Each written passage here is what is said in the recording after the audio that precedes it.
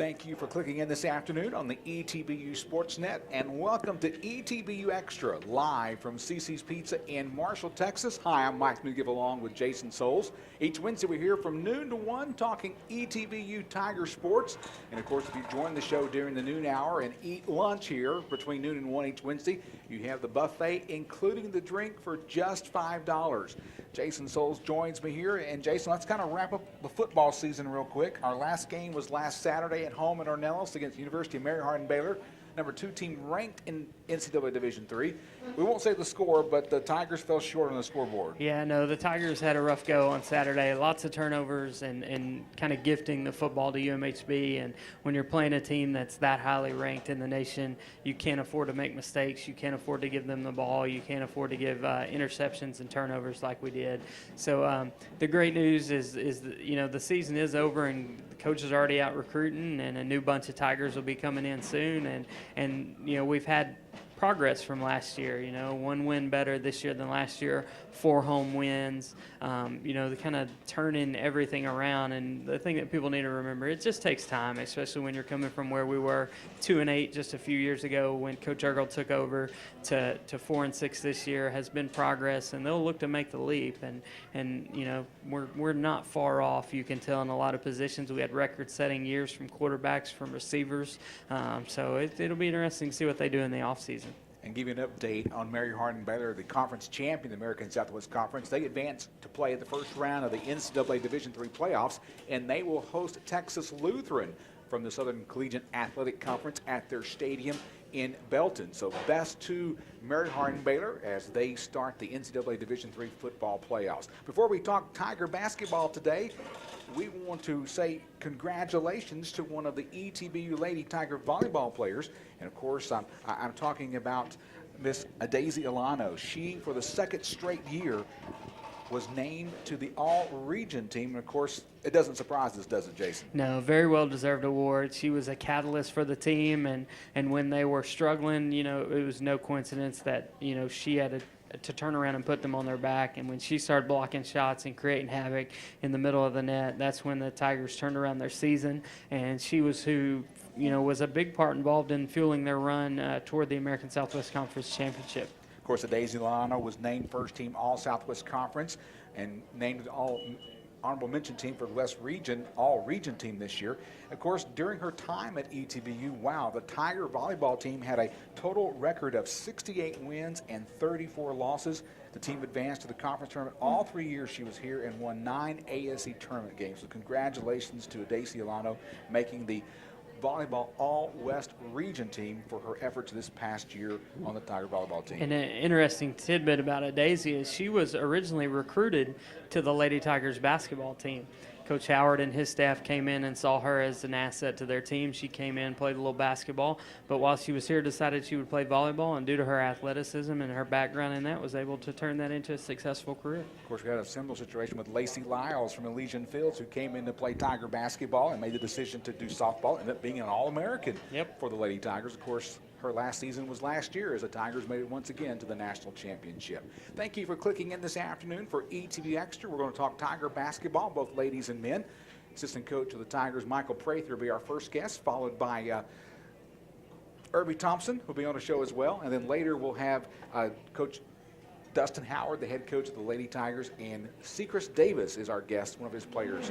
All right, let's turn our attention to Tiger basketball. Last Saturday, Coach Prather, you opened up the season against Millsaps College, and we're happy to report that was a W for the Tigers. Got a win, happy to get a win. I did this last week. I didn't turn Coach Ergel's mic on when I told him to ask him a question, so I apologize again. That's 2 weeks in a row I haven't turned the guest's microphone. Got to get better. We got to turn that microphone on. All right, last week the Tigers opened up the season at home against Ornelas, beating Millsaps College. Had the W, Coach Prather. How'd the game go? We were able to get a win, happy to get the win and avenge our loss on a last-second shot in their gym last year. We played well, had a 20-point lead late, should have been a 20, 25-point win, and didn't quite end up that big, but it was a good win to start the season. In that game against Millsaps College, Junior Mitchell, who's back, who was out last year with injury from Marshall, he came off the bench and well, actually he started the ball game and had 9 points, but he had big output from Dylan Augustine in that ball game, the kid from Louisiana. Talk about his game he had in that win against Millsaps. Dylan to start his sophomore season, came off the bench. He started last year, but we decided to bring him off the bench in this game. Got a lot of good looks. I don't know that he'll get that many good looks against people that know us a little bit better. He made 6 of 10 threes, which for him or any of our good shooters isn't really that great, but it was a big 20 points he gave us. We're going to talk to Irby in just a minute, but talk a little bit about just what Dylan adds with Irby. You know, when Irby first started his career, he was kind of a three-point specialist, kind of along the way that Dylan was, but the pressure of having to be the guy that's got to be on 6 of 10. You know, Irby didn't have a great game shooting the ball, but Coach West talked a little bit about how he was doing good at not forcing his shot and picking his spots, and talk about having two guys that can really fill it up from the outside, how that makes the offense run a little easier. When you have 2 or 3 or 4 guys, which we do, that can space the floor from the wings, it gives our posts and our penetrating point guards a lot of room to operate. It's going to put some people in some very difficult positions. They're going to have to make difficult decisions as to what they're going to guard throughout the year. In that win against Millsaps College, Jamil Samuel, one of your post players, had 14 points. Kind of tell us about Jamil's story. He really didn't play competitive basketball until he got into the college ranks. Is that correct? A true diamond in the rough. He was more of a skater boy, skateboarding and stuff, when he was in middle school living in New Orleans. Didn't play basketball much in high school, wound up at Delgado Community College in New Orleans, played a little bit there, and we were lucky enough to get him through his friend Jeremy Lagarde, who was a really good player for us, and has gotten better throughout the 3 years that we've had him, and he'll continue to do so. For the people clicking in that haven't seen Jamil, to be a skater, he's 6'7", 6'6", 200 pounds. So not your typical build for a skater boy. I would like to watch him do some skateboarding. Maybe we should do that during halftime, during one of the crazy things to do during halftime at Ornelas. Now, Jamil Samuel, he's 6'7". Of course, he not only can score some points for you, but he's a good rebounder. Good rebounder, good scorer, and does a lot of good things, really. He scored 14 points Saturday, mostly shooting jump shots, which if he's able to shoot the 15 to 18-foot jump shots, it's going to be very, very difficult to guard. How are his blocking skills of blocking the opponent's shots? He's really good at it, and that helps our defense out a lot. The guys from Millsaps, again, didn't know us that well, so they set him up pretty well a few times. He was able to get 6. I hope he gets 6 a few more times this year. He had 6 in that win at Millsaps College. Is he as good as Josh Chambers, former They're Lady different. Tiger? They're different. Josh blocked his man shot a lot, where Jamil is more of a weak side, traditional shot blocker. It's going to be interesting to see how we compare Jamil's career to what Josh did in the next year and a half. Visiting with the head assistant basketball coach for East Texas Baptist University here on ETBU Extra, Michael Prather. And Coach, you were originally scheduled to play a conference game tomorrow night against Louisiana College. Coach Justin Howard kind of mentioned last week some of the problems with that. Kind of explain that again. It was on the conference scheduled for tomorrow night in Pineville, but that had to be changed because of some problems down in Pineville. The story goes back even further. We were originally scheduled to play in early December. We moved the game to avoid their final exams, moved it early, which was a scary thing because it's a huge game and they're going to be good. They're doing some renovations to their gym and had to move the game. We're kind of happy about it. I think we're going to be able to beat them later in the year as we get some of our new guys and new things that we're working on, as we get more proficient at those. So I'm glad the game is later in the year. Well, how difficult it is to find a spot to plug that game in. It's got to be difficult to look at your schedule and say, okay, when can we actually play this game and take a trip down to Pineville? Mm-hmm. Our guys are legitimate students. They take their studies seriously, so we try to miss as little class as possible. And to do that, to avoid final exams and the other games we have, it can be challenging at times. You have a question for Coach Prather, Jason? Yeah, Coach, talk a little bit about, you mentioned new guys, and Junior Mitchell's not a new guy, but missed most of last season, or virtually all of last season. 4 of 4 in the game, 9 points. Talk about how much he brings to the table. Junior played 2 or 3 games last year. He was I don't know if he was our leading scorer the year he did play, but he averaged double digits his sophomore year. Broke his hand last year, missed the whole season. It was a lost year for him. He's a big player for us because he does some things that we're weak at. Some of our wings are finesse sort of players. They're really smart and do things well, and he brings a physical toughness and ball handling, gives our whole team confidence and a comfort level.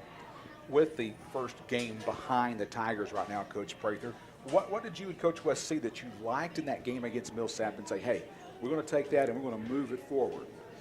To be honest, we didn't see a lot that we liked in the game. We shot the ball well from three. We shot 39%.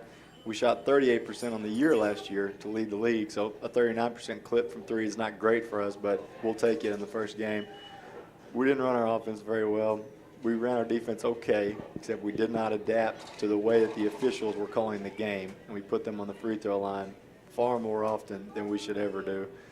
Did not rebound them, which should have been a mismatch on the boards with our length and athleticism. So we're happy to get a win when you're not playing well. That's a good sign. Of course, your next game is this Saturday at Arnellis, 3 p.m. tip-off against Centenary. Centenary used to be in our conference, kind of left it. Now we'll be back next year. Talk about the game coming up, and what do you hope as a coaching staff want to see your Tigers? Obviously, the Tigers to win, but something you need to work on to get ready for the American Southwest Conference as you play Centenary this Saturday at 3. Centenary will bring a totally different style to play than Millsaps. Millsaps was ball control. They made you guard a long time each time they had the ball, and they were physical. Centenary is a pressing team. They're going to guard 94 feet, so it should be a lot more fast-paced and higher scoring. We need to protect the ball and get good shots and make good decisions playing fast against their press. We're not going to beat their press and pull the ball out. We're going to try and score against their press, but that requires you to make good decisions. Now, traditionally, we do not carry the home games that are not conference games on the ETBU Sports Net, but this Saturday we will at 3 p.m., just like we carried last night's game the Lady Tigers had in Arnellis Gym. And we'll talk about it in just a minute with Coach Dustin Howard and one of his players. Coach, basketball is kind of an interesting time of year for basketball because you and Coach West are also recruiting players as you're trying to play games. How do y'all balance that? The priority is always, because there's only two of us, Coach West and I, is always on the guys we have.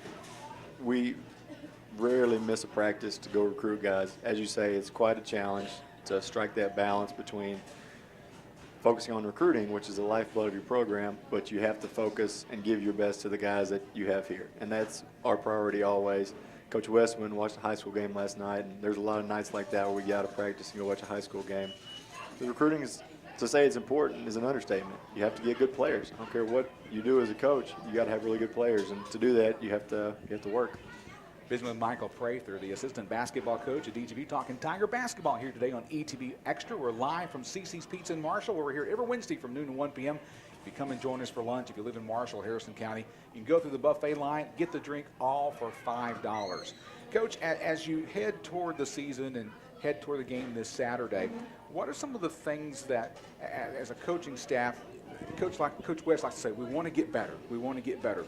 What are some of the things that you see as a coaching staff that this team needs to get better at?